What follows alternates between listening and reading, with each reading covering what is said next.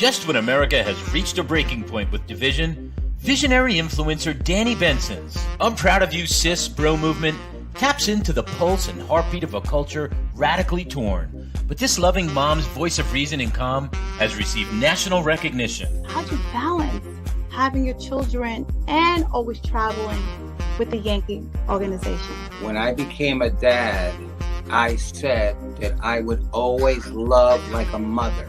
I feel like I have to try certain things or act a different way because I know some people or some kids. So join Danni Benson as she celebrates her special guests on her show and highlights their gifts and contributions to our world.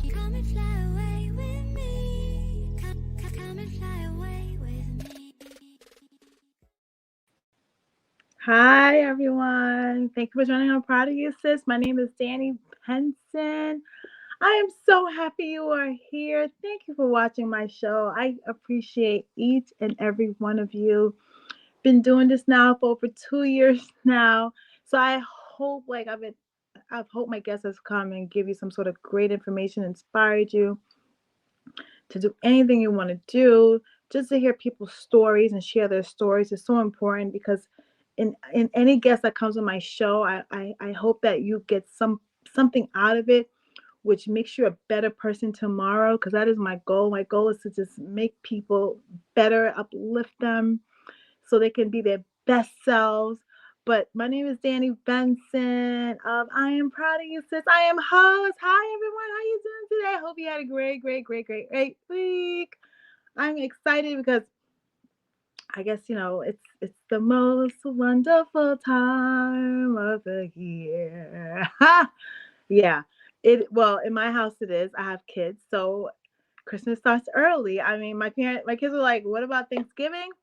I said, "Thanksgiving is for family, but the holidays have just begun." So I'm so excited to just share this, happy time with you all.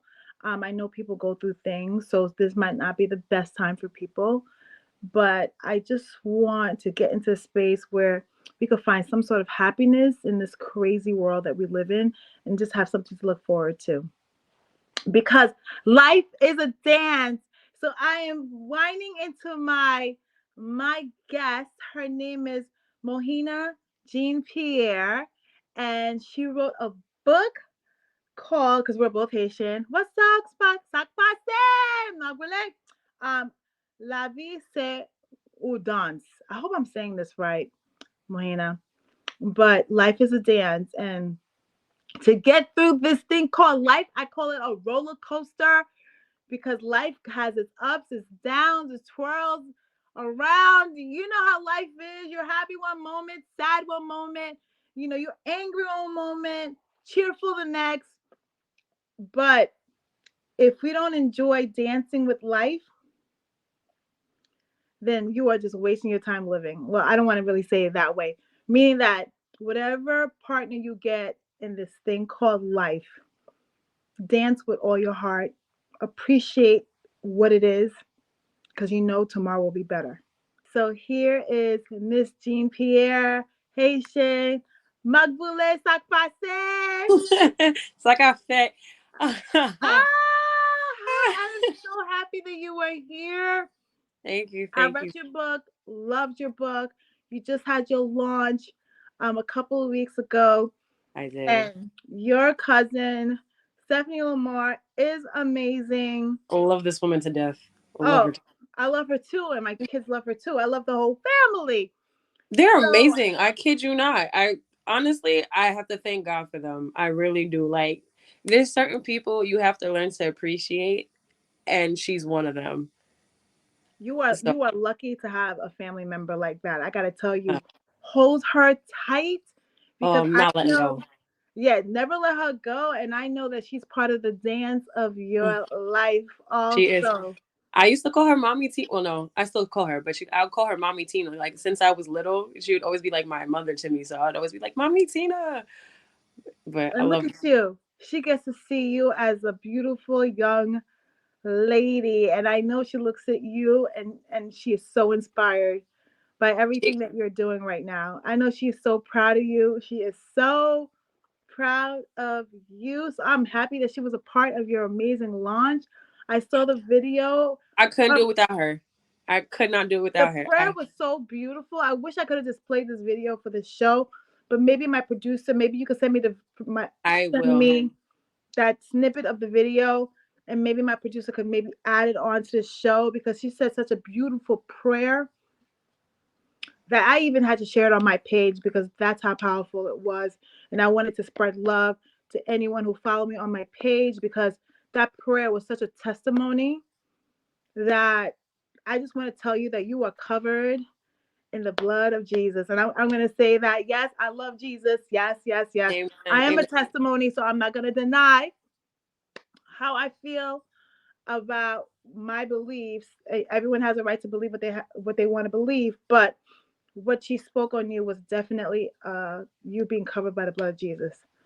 So I just want to first tell you, I'm proud of you, sis. Thank you. I read your poems, but I want you to tell me your story of your journey and how'd you come to these selections of poems that you wanted to publish. It's funny. I had to tell this story. If I have to tell the story, I have to tell it from the beginning, right? Go ahead. Go ahead. So, I've always been into writing, but I was never really like, this is my passion. This is what I want to do. Like, I've always dabbled in things. It started with me in drawing. My aunt got me this coloring set, and I was just like, oh yeah, I like to draw. I did a comic book and everything. Didn't stick with it. I wish I still had it, but I threw it out because I was like, I'm not gonna be a comic book artist. This is ridiculous. Threw it out. 7th grade, Miss Leahy's class, I took creative writing, and we were talking about poetry because I've always had a love for poetry. I don't know what it was. And I wrote this poem on love. 12-year-old me, I didn't even know what love was, but somehow I managed to write a poem on love. Could I recite it to you? No. But that was the beginning of poetry for me. And then I would say what really got me back into writing was, it's an anthology, a short story, eroticas and poems. So one day I was bored, and I grew up with Zane. And if you've read Zane, you've read What Zane. is Zane? Okay, so for the audience that haven't read Zane, explain to me So what Zane is Zane an author of like eroticas, and they're very, very explicit. So to say, nonetheless. And Are they the kind of books that would be banned in Florida right now? Yeah. Definitely would be banned in Florida. But nonetheless, I was searching one day for it because, curiosity. And I was like, I couldn't find any. I really couldn't find any eroticas. And I was sad because I think like reading is a segue to fantasy in my head. And I'm like, you know what? Why not? So I started writing some short stories for myself. And at first I was like, it was just something to do. And then I would send it to my friends just for pure entertainment. And they were like, oh, so good. And I'm thinking, okay, you're my friends. You have to say this, But then I would have my coworkers or just strangers read it, and they're like, oh my God, like, okay. So I was like, all right. Then poetry came back. I was dating a poet, and his love for poetry brought my love back for poetry. So then I was like, okay. So we would, after we broke up, that's when everything else just came flowing. I would say I was going through a hard time. I was in my darkest moment, I would say. And when I say God helped me get out of that, God, like, there's no other person but God. Because in that moment, I would say I wasn't working. I was financially, I was struggling. Then I was also dealing with the loss of my aunt from cancer a year ago. And then I also losing family members and letting go of them and still mourning them while they're still here. So I feel like it was how does that look like? Trauma, I think, and then establishing boundaries and having to put myself first. So I never gave myself the time to mourn, I think, or really deal with the process. I feel like life just kept happening and I just kept rolling with the punches. And sitting in that moment of dealing with heartache, depression, and just lost and mourn. I think it was all hitting me, and I had to ask God. I had to beg him. I was like, God, I don't know what it is, but I want to get out of this. I don't want to feel like this anymore. I'm like, whatever you need me to do, I'll do it. Like, I'm at your beck and call. I don't want to feel like this anymore. And it got to the point where it was just like the only way I felt a certain escape was just writing. So I just kept writing and writing and writing. And I got my poems. I got the short stories. And I think within those short stories, you could see the difference or like the stages of pain I've encountered. And I feel like a lot of it, like some people, you'll be like eroticas and they're like, but I feel like a lot of people deal with a struggle of expressing themselves sexually or feel discouraged because of society and how they deem people. But in this book, it's just like you feel the liberation, you'll see the liberation. And even in the poetry, you'll understand the liberation. And then I think also a part of the heart, like the breakup and the heartache and all of that, like you also get a sense of that, the loss of mourning somebody you once knew and not knowing them anymore. So it was a lot. I mean that is a lot with life. Yeah. Just the mourning part and going through trauma.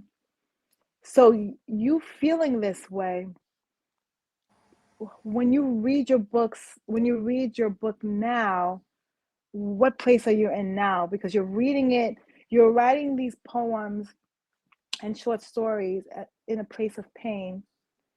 But when you're rereading them now, where you are presently today, how do you feel about that person that was writing those poems then?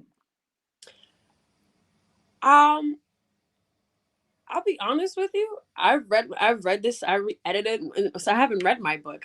I literally have not touched it. No, I go based off of everyone else's experience of how they feel about reading my book because I've written it, I've experienced it myself. So for me, it's more so of a I think when I'm ready, I don't think I'm fully ready to read my book yet. I think it was a lot of emotions. I didn't realize all the stuff I went through until like it hit me that day of the book signing. And I'm like, oh, like, you know, when they say you bear the fruits of your labor, like that was that moment. And in that moment, I'm like, all that I went through was just for this moment. And I'm still on that high of enjoying this moment. So I'm waiting until I I can like tell. I it can dies. tell because you are glowing. I can tell you. First of all, I just want to tell you I'm so proud of you, sis. Because to come out with a published book is just, I know for you it's a dream come true. It is.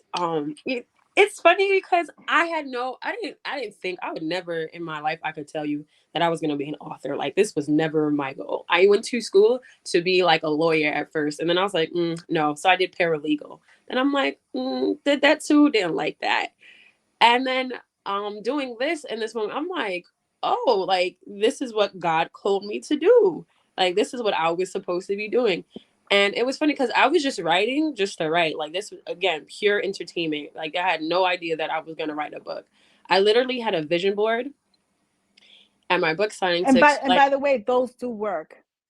You Vision know boards that you do know it, work. I could firmly say that now. Yes, it does. Because when I went to the when I so my friend Amaria, she invited me to a vision board party, and I was just like, okay, like oh, I hear about these things, but I've never done one. So when I did it, which was back in January, way before I experienced all of this type of emotions. I put the title of the book Lavi Se Yon Dans because my grandmother's always said this, and it was her saying like, you know, life is a dance, and if you don't dance, you're stupid. And when I was younger, I was in dance school, and I've always danced, and dance has always been a part of my life. So when I put it, one of my friends asked me like, oh, what does that mean? I'm like, oh, life's a dance, my grandmother always said it, blah blah blah. So fast forward, I put it in my closet because I don't have space in my room to keep everything. And I forgot all about it. Now I'm cleaning out my closet. You know, you have when you fall comes, you got to switch out the summer clothes Yeah. for the winter clothes and stuff, and fall, and you got to prepare. So I'm cleaning out my closet, and I look at the board, and I'm like, oh my god, like the title of the book, it's right there. Not knowing that, foreseeing that this would be the title of my book. So it's like it shows you like God knows your future, even though if you don't know it, and He knows what He has planned for you, you just have to trust it. And me not knowing that he had this plan for me, it just shows like you have to go walk by faith and not by sight. Like you just have to know something's gonna come out of it. Like it's gonna work out. So now I'm sitting here and I'm just like, like, wow, look at that. I was talking to my sister because I would say, if you could see the picture behind me, like my sister and my best friend, my sister's right here, Yes. and then my best friend Tristan, they helped me with the cover of my book right I here. love it. I love So it. yeah. I So was talking to her. artistic. Love it. She came up with the heart bleeding, the ballerina and stuff, and then he just put it all together and it just magic. And I was talking to my sister and she's like, you should put it as a book. And I was just like, a book? Okay, slow your No, roll. what are you talking about? Yeah. Yeah, like Yeah. I don't do that. And she was just like, no, like you could, she was like, because I'm like, first of all, they're short stories. And she's like, no, it could be an anthology. Like you just do a collection of stuff. And I'm like, oh, okay, like yeah, I could do that. So I put it all together. So And how was the process? How was the process of doing it? It was, it's not what it's cracked up to be. I'm not gonna hold you. It's very hard. I thought it was a 1, 2, 3 process. So I made it a small goal of mine. Like this is literally one of the smallest goals I had and planned for me. And I said, if I could accomplish this, then there's nothing stopping me from doing what I want to do at this point. So I've continued writing the short stories. I finished them up, and at first I had no idea about publishing and stuff. So this is where Stephanie came in because she's also a published author. So I was just like, what did you do? She was like, oh, self-publishing, and like you can go through Amazon and stuff like that. And I was like, okay. Thought about it, and I would go to my friends, and I had an old friend, and I was talking to him. And I asked him about his review on it, and he was being honest, and it kind of hurt me a little bit. But in the honesty, I was just like, you know what? Since you're being that honest, and I feel like you're telling me I can't, I'm gonna do it now. Like that was my mindset. I was just like, I have to prove him wrong. Maybe it was a pride thing, and it's not always good to move on, like work on pride. But this time, it kind of benefited me because I got to publish. It was you believing in you. It was, but it's also people doubting because I always feel like you're gonna doubt me. Now I have to show you why you shouldn't doubt me, and that I have to remind you that I'm God's child and that God does not play with me. So with that, I called Amazon and I was like, I want to publish a book, and they're like, oh, what kind of book? I said it's an anthology of short story eroticas and poems, and they're like, is it done? I said yes, I have it written, I have a rough draft, I have everything, and they gave me my publisher. His name is Mark. Shout out to Mark. Couldn't do it without you. And Mark has helped me, and he's been patient with me. I'm not an easy person to do with. I'm not gonna hold you, Danny. I was very like, what am I supposed to do? What's the next move? Da, da, da. But nonetheless, after a lot of revisions and stuff and correcting them, because some people are not familiar with New York lingo, and I realized that because in one of the short stories I said bacon, egg, and cheese, and we all know as New Yorkers it's one word. But to everyone else, it's like 3 words. And it's like, no, my love. It's only one word. Oh, like bacon, egg, and cheese. There's no Yeah. and in it. There's no Yeah. and. Like bacon, comma, egg, Yeah. comma, and cheese. Yeah. And I was like, no, So it's bacon, egg, wait. So cheese. you couldn't keep the New York lingo? Because I love New York lingo. People can tell when you're from New York. They be like, Yeah. "You're a New Yorker, aren't you?" No, but I had to correct it. And I told them, I was like, no, it's New York lingo. And they literally put it all together. And then in the parentheses, they're like, New York lingo. Ah, so crazy. Right. But they have to know, like, everything is down to my roots. I'm from New York. I'm Haitian. That was another thing. Like, they put the title as and they translated to American, Life is a Dance. I said, no, one thing about me is I'm gonna represent my roots. I'm from Haitian descent. Haitian American. It's gonna be Lavi Se Yon Dans. And that's it. Shout out to the zones. I'm not playing. Shout out to the zone. The zone. I'm Haitian. My parents are from Haiti. If people didn't know this, firstborn generation in America. So we know how it is to have Haitian parents. If you're Haitian, you understand what I mean. So that's why I think like that's why I love my family, my parents so much, because getting older, I realized their tough love was them actually like really loving us. Yeah. When you think about it, I will always say this about us, about Haitians in general. We are very resilient people. It don't matter how many times you knock us down, how many times you come for us, we will always get back up on our feet. I mean, we are the first independent You know, it's funny because I was black. ready to Was say that. it independent black country? 1804. Is it 1804, independent? baby. Yep. First independent black country in the Western Hmm. Hemisphere or in the world?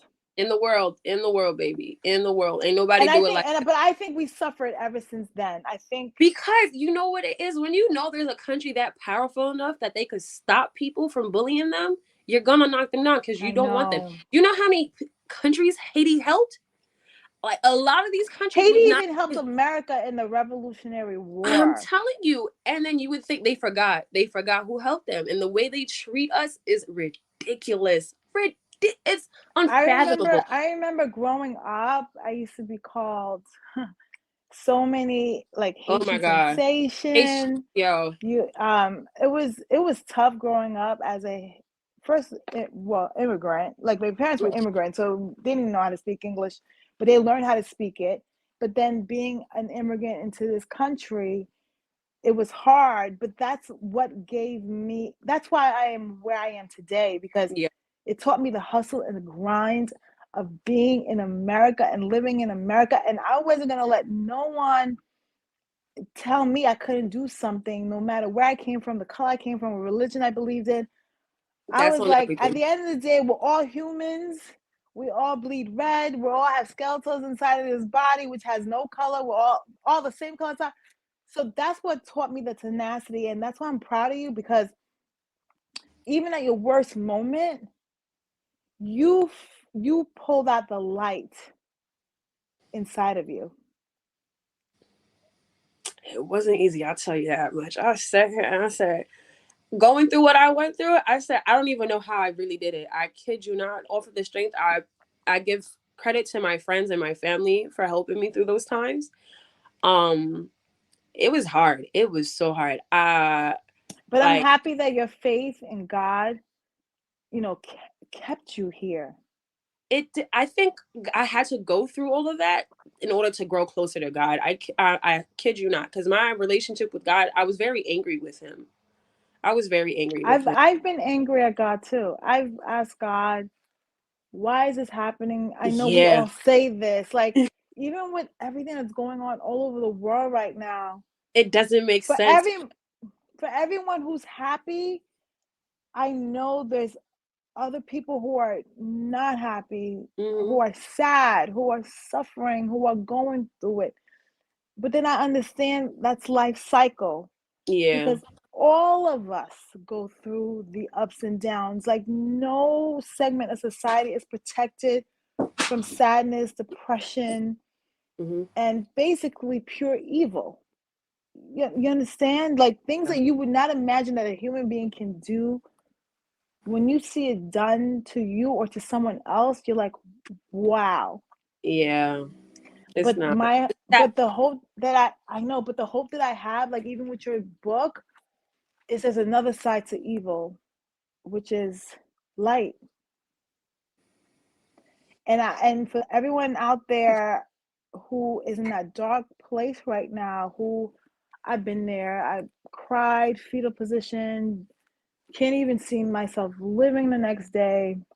Yeah. I have been there. I know it's so cliche for me to say hold on, because I know how much the pain can be heavy on you. Hmm. But I have to say, hold on, because if God did not want you here, you would not be here. That's a fact. That is a fact. You know, I was talking to my boss about it. Like sometimes, like I used to feel like I wasn't gonna live a long life. I never thought that. Like I feel like my life would be cut short. And because life was really hard, or like I just didn't feel like I had the outlet or the space to really express myself. So in this process, I'm sitting here and I'm just like, clearly I was supposed to be here for this reason, because I was able to publish my book. And to reap the benefits of publishing this book, to see the love. I think was the biggest thing in feeling that love that whole night. Like I kid you not, Danny, one of literally the best moments of my life. I went to sleep and there will be more. There will be more. There will be more. But right now, this is the beginning of it. Like I could not sleep because I was so happy. Like I never felt such joy. Like I was like, everything that I went through has led me to this moment to feel this joyous, like this praise for God, because without him, I wouldn't have made it this far. I kid you not.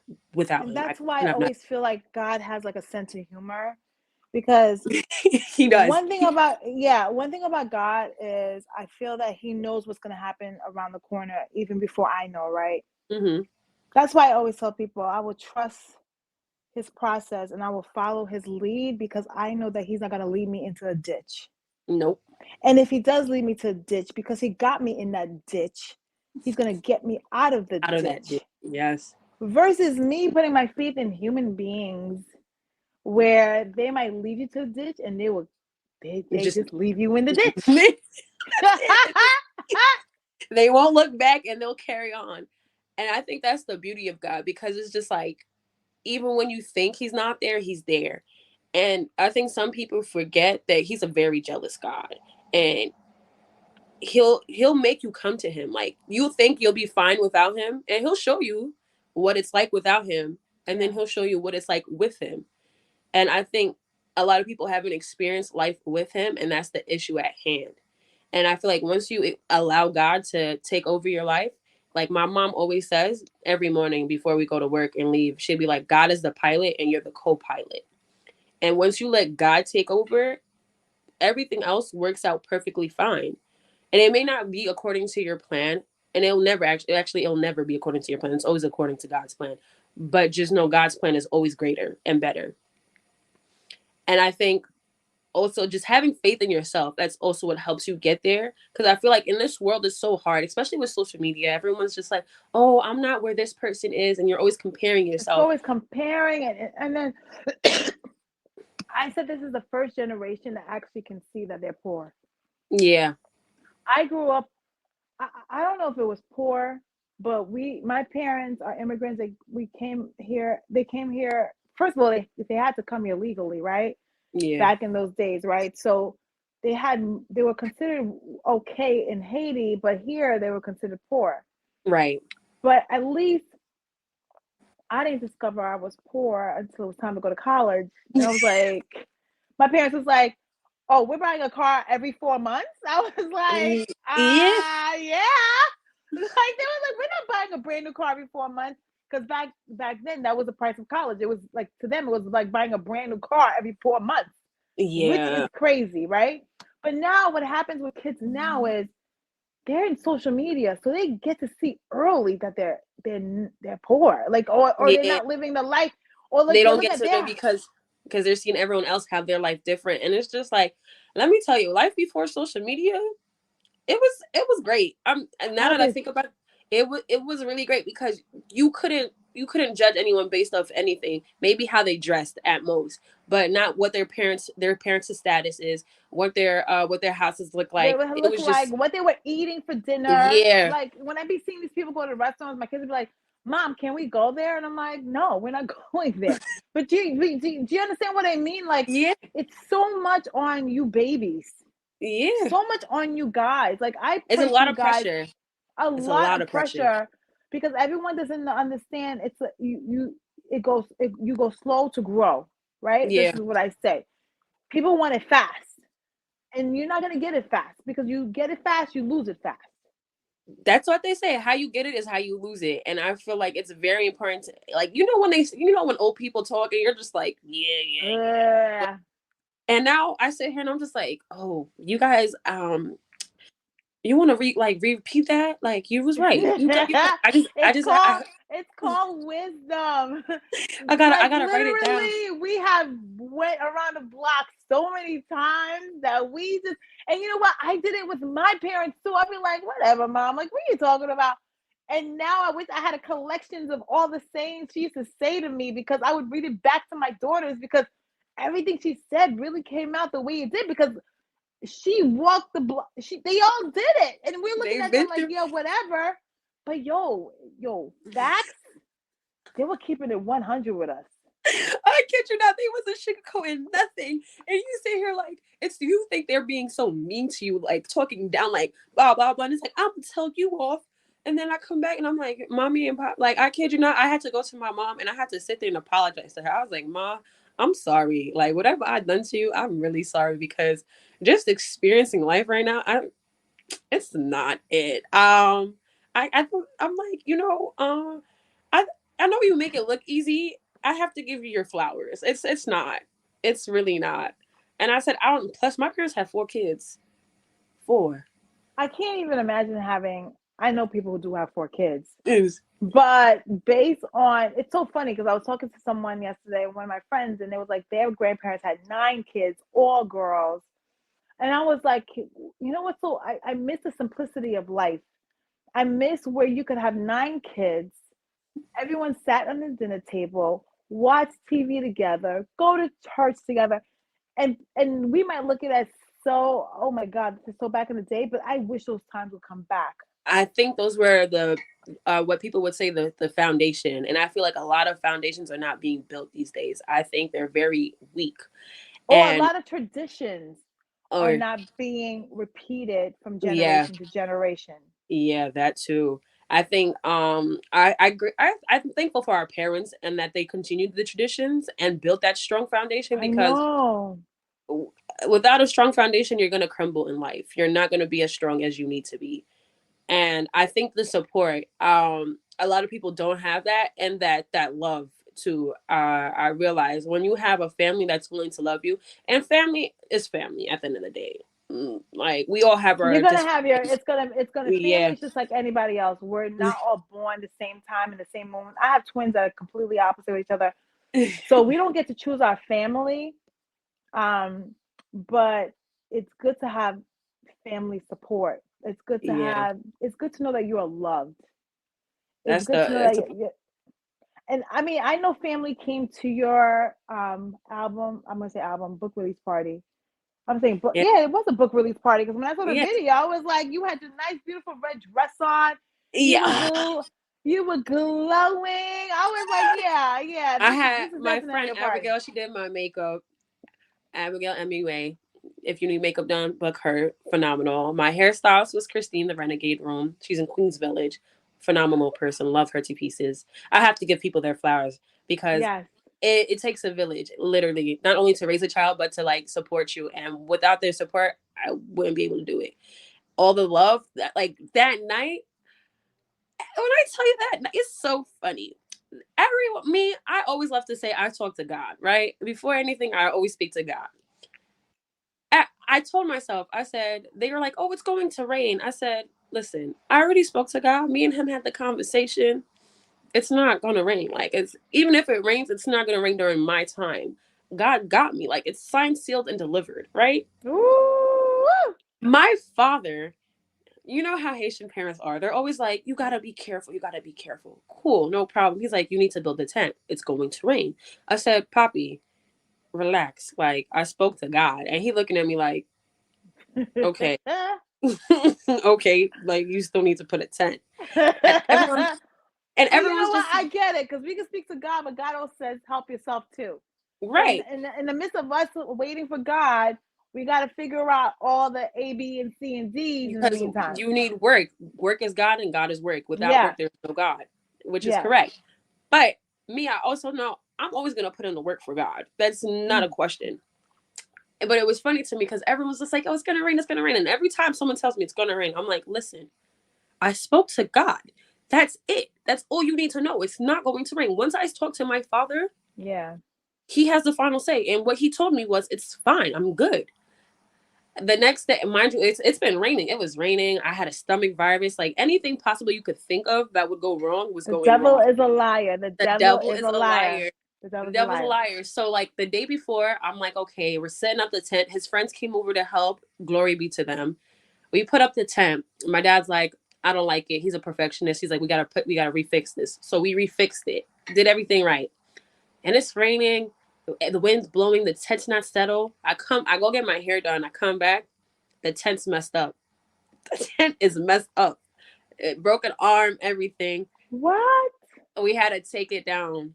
But lo and behold, the sun came out. It was warm. There was no rain. I sat here and I was like, I told y'all. I told y'all. I went running to my father and I was like, Poppy, what did I tell you? He's like, what? I said, what did I tell you? He was like, you said that you spoke to God. And it was, and I said, exactly. My brother was like, you should put up a tent just in case. I said, Joe, it's not. I spoke to God and that's it.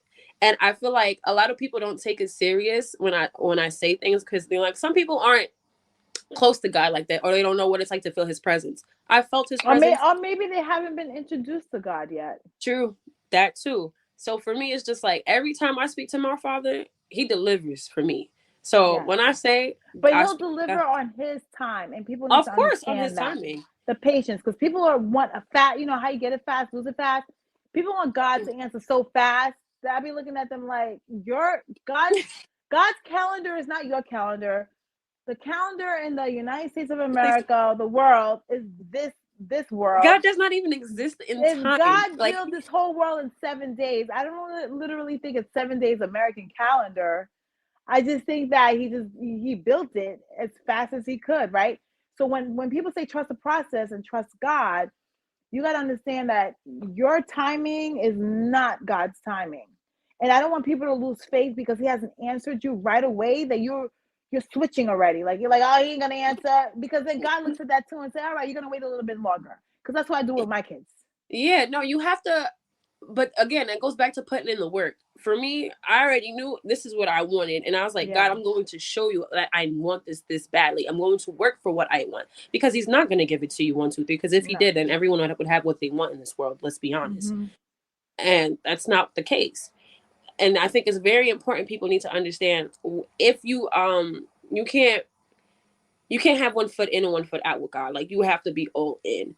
And if you're not, he knows your heart. He knew you before you were born. He knew before your parents knew you. So for you to think that you could do this half ASS, I'm not gonna curse, but like, it's gonna backfire on you. And I think also that some people have false faith. Like, they'll be like, I believe in God, but they don't really trust him. And you have to trust God knows. He's all knowing anyway. So he knows. You can't fake. You can fake Instagram. You can put filters on. You can make yourself look 10 years younger. You can do all this stuff, but when it comes to God, you can't fake God out. No, you can't. He knows you. Even if you're lying, he knows you're lying. Like, he just knows. He's all knowing. Like, that's why I'm like, you can't fool God. Like, stop. Like, just stop. So with that said, when's your next book coming out? Oh, that question. Everyone keeps asking me this. When's your next book? I literally just published this book. Probably next year, I would say. I'm currently working on the 2nd book and short films. I'm also writing a script. Yeah, girl, I'm telling you, this was just the beginning of my goals. I think you found your life purpose, by the way. Because the way you're glowing, you're definitely going to be an author. At least. Look at you. And you know how many kids are going to read your books? How many young adults are going to read your books? You're gonna change someone's life forever. Thank you. And actually, I hope. I always told God, and I realized, like, when you speak to God, like, you don't think he's really listening, but he is. I remember asking God, I said, when I speak, I want people to see you through me. Like, I want them to see my testimony and see that if it wasn't, like, you're real, like, because I wouldn't be here standing without you. And when I had the book signing, my sister's friends was telling me, like, like, you could just tell, like, God was there with you, like, you just knew. And I was just like, oh, thank you. Or like, when I get messages and they're just like, you could just feel the presence and, like, you just see how God was working through your life. And I'm like, I think back today, prior to this interview, I was just like, oh, like, you don't really realize how much God has answered your unanswered prayers that you've had. And it may have been years ago or a month ago or something, but he still answers it. So I think today I was just like, it finally hit me. I'm like, oh God, like, you're really working on me. Like, and people are seeing it.